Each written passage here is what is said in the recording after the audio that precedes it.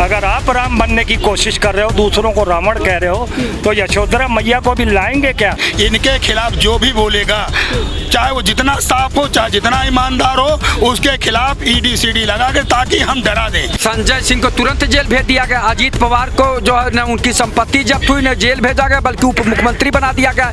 कहाँ मिल रहा है रोजगार? कागजों में मिल रहा है साहब। यदि रोजगार मिलता तो यहाँ नौजवान भटकते नहीं, नौजवान आपके खिलाफ नहीं जाते। कांग्रेस की सरकार है, वहाँ पर तो पेंशन बहाल हो रही है ना, तो ये क्यों नहीं बात? नहीं, कहाँ बहाल हो रही मैडम, सिर्फ बनाया जा रहा है। इन्होंने तो कहा था कि 60 दिन, केवल 60 दिन मुझको दीजिए, मैं देश की सत्ता को मतलब चेंज कर दूंगा, लेकिन ऐसा कुछ भी नहीं किया। नमस्कार, मैं हूं हयात अब्बास और आप देख रहे हैं 4PM न्यूज नेटवर्क। और यूपी की जनता का क्या मिजाज है लोकसभा चुनाव से पहले जनता के बीच है, और जानते हैं कि आखिर किस तरह देख रहे हैं। लोकसभा चुनाव आने वाले हैं, करीब हैं, क्या कैसे देखते हैं भाई? कौन मारेगा बाजी, इंडिया गठबंधन या फिर भाजपा पूरा दम लगाए, दमखम के साथ है मैदान में? नहीं, कोई भी दमखम के साथ आए, मगर कोई फायदा तो तभी ले सकता है ना जब उसने कुछ काम किया हो। 9.5 साल से आपने कुछ किया तो है नहीं। काम कर दिया था हिंदू मुस्लिम जिन्ना पाकिस्तान, लव जिहाद, सनातन, ये वो फलाना धमाका। अब तो हद ही हो गई कि प्रधानमंत्री देश का राहुल गांधी को पहले तो परिवार में सोनिया गांधी 50 करोड़ की हीरोइन और मनमोहन सिंह रेनकोट पहन के नाते हैं, नेहरू के बारे में, रेणुका चौधरी के बारे में। ऐसी बातें करते क्यों है, क्यों इस तरह के शब्द? भाई उनके प्रोपोगंडे में ना, वो मेन मुद्दों से तो जनता को भटकाते ही हैं। शिक्षा, रोजगार, स्वास्थ्य, नौकरियां, महंगाई, इस मुद्दे से भटका के यही सब बातें करते हैं। कुछ दिनों पहले राहुल गांधी की एक तस्वीर वायरल हो रही थी जिसमें उनके सर के साथ कई सर थे, रावण के रूप में। मैं उसी पे तो आ रहा था कि उसको हम मोदी राहुल गांधी को कह रहा है कि वो जो है रावण है, तो ठीक है, हम एक्सेप्ट कर लेते हैं एक बार। तो आप तो राम जी हो गए ना, इसका मतलब अगर आप दूसरे को रावण कह रहे हो तो आप राम जी हो गए। मगर जब 17 साल की उम्र में आप अपनी पत्नी को छोड़ के गए थे तो वो तो आपकी सीता थी। तो हम ये जानना चाहते हैं, यशोधरा मैया जो हमारी सीता मैया है, अगर आप राम बनने की कोशिश कर रहे हो, दूसरों को रावण कह रहे हो, तो यशोधरा मैया को भी लाएंगे क्या? हमारी माँ सीते को लाएंगे क्या जनता के सामने कि हमारी माँ सीता जो है वो इतने सालों से अपने राम से क्यों दूर है? तो इस तरीके की गंदी टिप्पणियां ये इसी को शोभित देता है। ये घमंडिया, ये प्रधानमंत्री की लैंग्वेज है। किसी पार्टी को घमंडिया कहना, कभी कुछ कहना, कभी कुछ कहना, ये एक भारतीय एक नेता की भाषा है। जिस तरह से भाजपा पार्टी वाले लोग इस तरह के शब्दों का प्रयोग करते हैं लगातार, कभी किसी पार्टी ने ऐसी आप शब्दों का प्रयोग किया है? क्यों, अभी सांसद नहीं है पिछले रमेश रोधड़ी, जितना दानिश को क्या क्या कहा, कटुआ, ये वो फलाना धमाका। तो मैं तो कह रहा हूँ कि ये इनके भारतीय जनता पार्टी के एजेंडे में, प्रोपोगंडे में, ये इनकी वर्कशॉप में इन्हें यही सिखाया जाता है, कटु भाषा बोलना, मुद्दों से भटकाए रहना। अब जनता समझ चुकी, आज आप देख लीजिए, हर चैनल आज सड़क पर है, हर जनता आज सड़क पर है, वो त्राई कर रही है। कभी चैनल वालों को उठा ले जाते हैं, कभी प्रवक्ता संजय सिंह को जो आम आदमी के उनको उठा, कभी किसी मंत्री को उठा ले जाते हैं, और नतीजा क्या निकलता है? फुस पटाखा। अच्छा, सबूत ही नहीं होते इनके पास अभी तो। ऐसी क्या कौन सी वजह है कि जो सिर्फ विपक्ष के नेताओं को ईडी सीबीआई घेरती है? ये क्या वजह है भाजपा के नेताओं को? नहीं, ये बीजेपी कहना से पूछेगा। देखिए, वो इसलिए कि मैंने पहले कहा था एक चैनल में आपके यहाँ भी कि डिक्टेटरशिप हो गया है। अब ये इनके खिलाफ जो भी बोलेगा, चाहे वो जितना साफ हो, चाहे जितना ईमानदार हो, उसके खिलाफ ईडी सीडी लगा के, ताकि हम डरा दें, ताकि जनता डर जाए, कोई हमारे खिलाफ बोलने ना पाए। जैसे हिटलर करता था वैसे ही इस समय माननीय नरेंद्र मोदी जी कर रहे हैं। इसलिए अब आप बीजेपी में चले जाइए, वहाँ सामने साफ हो जाएंगे, आप ना अत्याचारी हैं, ना बलात्कारी है, ना भ्रष्टाचारी हैं। अब ये सर से मैं पूछूंगी, भाई जो भाजपा पार्टी ज्वाइन कर लेता वो साफ सुथरा कैसे हो जाए? नहीं, साफ सुथरा नहीं, उनकी जांच होगी। जो जिसने भ्रष्टाचार किया है देश के साथ, कब जांच जांच हो रही है। जांच होगी। नहीं कोर्ट जांच कहाँ से कोर्ट करेगी? निर्धारित करेगी। किसी के ऊपर ब्लेम तो कोर्ट बताएगी कि नेता बताएंगे। नहीं, सवाल तो मेरा ये है ना कि जैसे ही भाजपा पार्टी ज्वाइन करता है उसके सारे पाप धुल नहीं, ऐसा कुछ नहीं, किसी के पाप नहीं धुलेंगे। जिसने भी भ्रष्टाचार देश के साथ किया, पवार के और संजय सिंह को तुरंत जेल भेज दिया गया। अजीत पवार को जो है न उनकी संपत्ति जब्त हुई, न जेल भेजा गया बल्कि उप मुख्यमंत्री बना दिया गया। बात वही है, अपने यहाँ चले आओ तो बचे नहीं है। संजय सिंह का बहुत पहले से चला। संजय सिंह अब तक तो अजीत पवार जी को जेल भेजना चाहिए था, उनकी संपत्ति जब्त करना चाहिए था। समझा? बारे में झोंका है, उसको जनता जवाब दे रहा है, किसने दे रही है।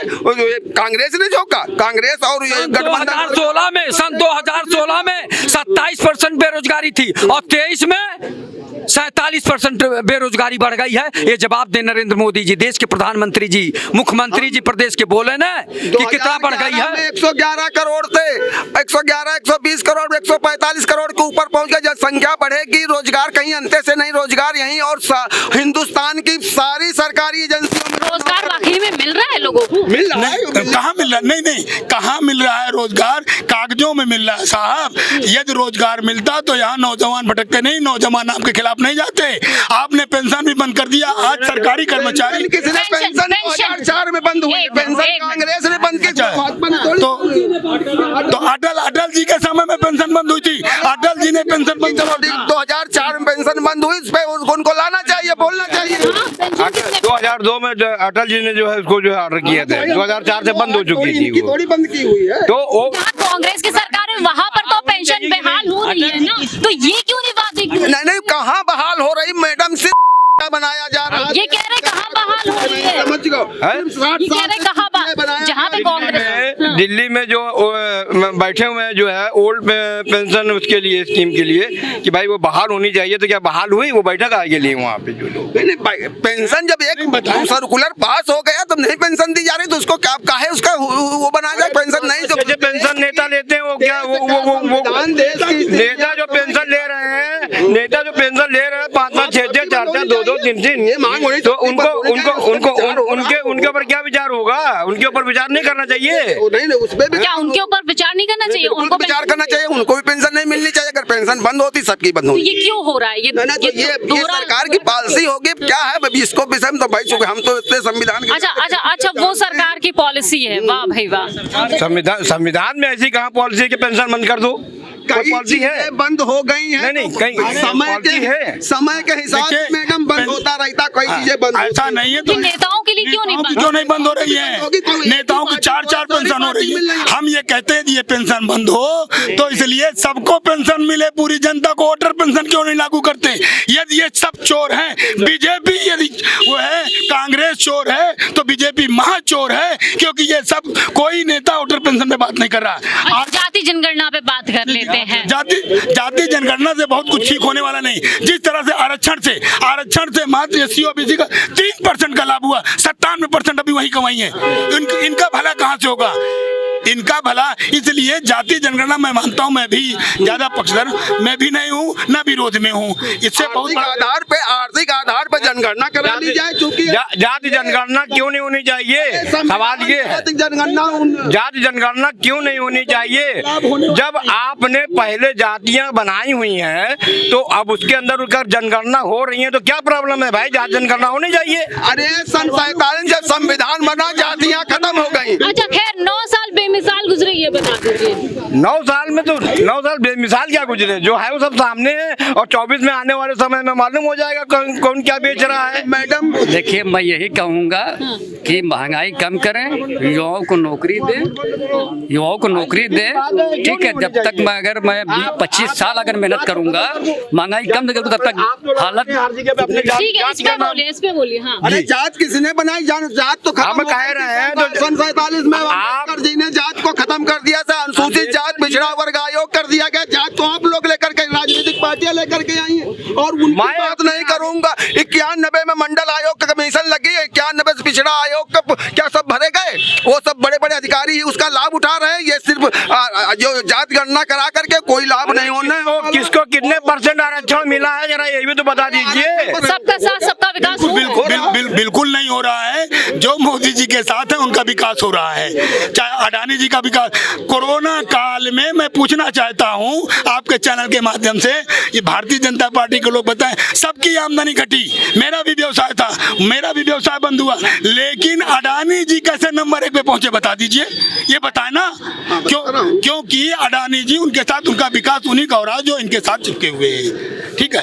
बाकी देश की जनता का विकास नहीं हो रहा, देश की जनता त्राही त्राही कर रही है। देश की जनता का विकास ना हुआ होगा, होता देश की जनता का विकास हुआ, देश की जनता का कुछ भी विकास नहीं हुआ है। मैं आपको बताना चाहूंगा, आम आदमी से लेकर के वीआईपी आदमी हर तरफ परेशान है। और एक शेर मैं कहना चाहता हूं, आत्महत्या जिसने की उसका नाम जिया था, आत्महत्या जिस हीरोइन ने की उसका नाम जिया था। और भाजपा ने 9 साल में जनता को खुलेआम धोखा दिया था। आम आदमी से लेकर के वीआईपी आदमी हर तरफ महंगाई और बेरोजगारी से परेशान है और सब तरफ हाहाकार मचा हुआ है। 9 साल कुछ बेमिसाल नहीं हुए। आप खुद सोचिए, हाई स्कूल इंटर बीए जो पास मतलब हैं, उनकी योग्यता के अनुसार उनको वेतन मिलना चाहिए। आप खुद, कोई सब्जी बेच रहा, कोई मतलब टेम्पू चला रहा, सब तरफ हाहाकार मचा हुआ है। 2014 के पहले इन 9 साल में क्या काम किया भाई, धन जन योजना में लोगों खाता खुले और लोगों को, युवाओं के लिए पैसा आया प्रधानमंत्री रोजगार योजना में, जनधन योजना में पैसा आया क्या? जनधन योजना में पैसा आया? नहीं आया तो खुलवाया तो आएगा। तो खाता खुलवाने से क्या फायदा? 9 साल में तो सरकार ने यह भी कहा कि 15 लाख रुपए देंगे, किसके अकाउंट में 15 लाख रुपए आ गए? 2 करोड़ रोजगार देंगे, किसके? खाता खुलवाने से जो महिलाओं के पास पैसे रखे जाते वो रखते थे, वो तो पैसे वो लोग बोल रहे हैं ही नहीं, पैसे तो रखेंगे क्या? जो घर में रखते थे। मैम 9 साल में 2 करोड़ रोजगार मतलब कहने के वादा था, कहाँ दे दिया? और कोरोना काल में जहाँ सरकार को मतलब ये चाहिए कि बिजली का बिल माफ करना चाहिए, बच्चों की फीस माफ करनी चाहिए, ऐसा तो उन्होंने कुछ भी नहीं किया। वो केवल, आप खुद सोचिए, देश के प्रधानमंत्री आदरणीय ऐसे हैं जो मीडिया का सामना नहीं कर सकते 9 साल में। आप खुद सोचिए, कोई भी देश का मतलब राजा होता है, वो मीडिया चाहे मतलब पक्ष में हो चाहे विपक्ष में, अपनी बात का कर रहे हैं, विदेश में जा रहे हैं, अंधे हैं सब लोग, देख नहीं रहे। पूरा मीडिया से बात कहाँ कर? मैम हिंदुस्तान की मीडिया से कहाँ बात कर रहे हैं? जब बाहर जाएंगे तो दूसरे की मीडिया से तो बात ही करेंगे। पतंग उड़ाने से ये मतलब नहीं कि आप आसमान के बादशाह, जब पतंग काटनी आती है तभी आप आसमान के बादशाह हैं। जब कोई भी नेता बाहर जाएगा तो वहाँ की मीडिया से तो बात करेगा ही। यहाँ हिंदुस्तान, ये इंडिया के राजा हैं, हिंदुस्तान की मीडिया से सवाल जवाब करेगी। क्यों नहीं देते हैं सवालों का जवाब? देते तो हैं और जवाब नहीं देना, ऐसे जनता चुन रही है। जवाब नहीं देना तो ऐसे जनता चुन रही है। मैम जनता के चुनने, जनता ने साल गुजरात के मुख्यमंत्री एक भी भ्रष्टाचार ये कह रहे हैं कि बताइए कि 9 साल में मैम ये हिंदुस्तान दाल चावल का देश कहा जाता है। इतनी महंगाई हो गई है, अरहर का दाल 160 रुपए किलो हो गया, बैलकोल्लू का तेल रेट मतलब बढ़ गया। आपको सोचिए कि 9 साल में इन्होंने कुछ किया होता। किसानों के लिए महंगा किसका होगा भाई? मैम इन्होंने तो कहा था कि 60 दिन, केवल 60 दिन मुझको दीजिए, मैं देश की सत्ता को मतलब चेंज कर दूंगा, लेकिन ऐसा कुछ भी नहीं किया। सरकार पूरी तरह विफल है। महंगाई की स्थिति जो है, आप जो जिस हिसाब से बता रहे हैं, और बेरोजगारी के हिसाब से जो कुछ बता रहे हैं, गरीबी का स्तर जो बता रहे हैं, पहले 30 करोड़ आदमी जो है वो गरीबी रेखा के नीचे था, और वो 30 करोड़ आदमी के लिए राशन कार्ड हुआ करता था, राशन मिला करता था। आज 80 करोड़ आदमी ले रहा है। तो ये बताया जाए कि पहले जो है फ्री मिल रहा है, बिगर पैसे के पहले जो है 30 करोड़ आदमी गरीबी रेखा के नीचे था, वो ज्यादा है, या 80 करोड़ आदमी जो है वो गरीबी के ज्यादा है? बताओगे जनसंख्या कितनी थी? 9 साल की मतलब आप इतने बड़ी संसद का उद्घाटन आदरणीय मुर्मू ने। अभी तो सब कुछ सही है, महंगाई महंगाई कुछ भी महंगाई नहीं, कौन कैसा महंगाई है? आप 50,000 की लाख की गाड़ी में घूम रहे, कहाँ से पैसा आ रहा? कहाँ से पैसा आ रहा? आप 500 रुपए का जूता पहन रहे हैं, ये पैसा कहाँ जाए? 5,000 रुपए तुम्हारे पास है? तुम्हारे पास क्या क्या है? क्या क्या है? सुनिए, मुझे 50 लाख की गाड़ी है, 50 लाख की गाड़ी है, 50 लाख की गाड़ी है, ये बताइए, फालतू बात नहीं। मैं एक बिजनेसमैन 34 BN रोड पे गंगा डीजल गोमती डीजल का मैं स्वयं मालिक था। 5 लोग ने सब मालिक खत्म हो गए, बीजेपी के आने के बाद ये मालिक खत्म हो गए।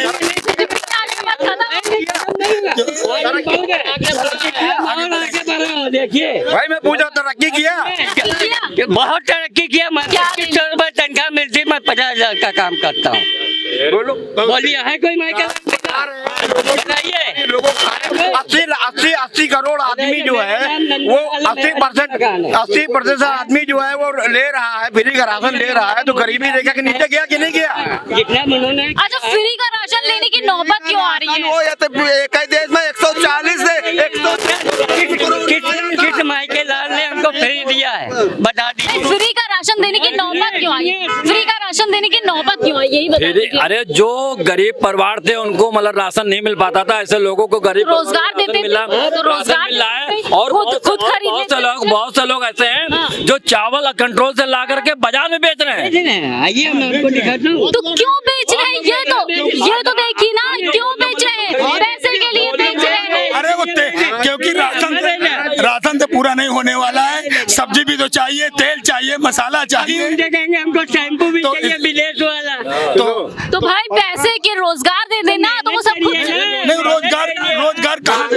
रोजगार तो दिए जा रहा है। कहाँ रोजगार है? रोजगार है। 2014 में